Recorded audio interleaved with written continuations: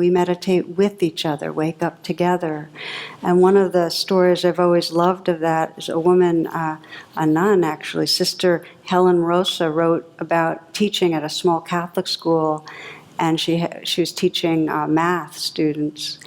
And they were learning a new math, and they were all getting discouraged and edgy and having a really hard time. And she could feel the fear of failure. She could feel it in the room. She stopped the class.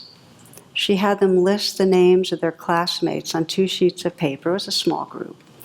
And in the space between each name, she'd have them write down the nicest thing they could say about that classmate. The next Monday, she correlated the list. The next Monday, she gave each student their own list, and she heard the whispers in the room. I didn't know others thought that about me. I never knew that meant anything to anyone. And the group was much more bonded. In fact, for the rest of the year, she could feel all these like invisible bonds of connection created.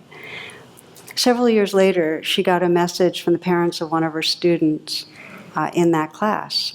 And this was back a while ago when she wrote the story. His name was Mark, and he was killed in the war. And she got a message from his parents that he was killed in Vietnam. And she had been very close with her students, and he was she loved him. He was very fun-loving and good-humored and very sincere. So she went to the funeral, and all of the classmates were there. And at one point, Mark's father said he wanted to show her something. So he took a wallet out of his pocket, and he said, "They found this on Mark when he was killed, and we thought you might recognize it." And carefully removed these 2 worn pieces of notebook paper that had obviously been taped and folded and refolded many times. And it was the list that she had given each student with the good things written on it.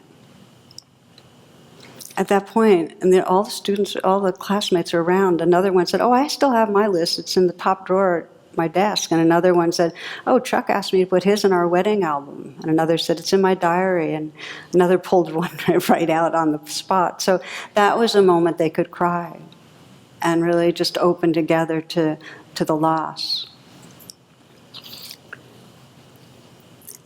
So I share this because in working with these fears, whether it's fear of failure, fear of rejection, fear of loss, fear of missing out, we need to bring both the capacity to touch into the fear, but also a wider sense of what's true.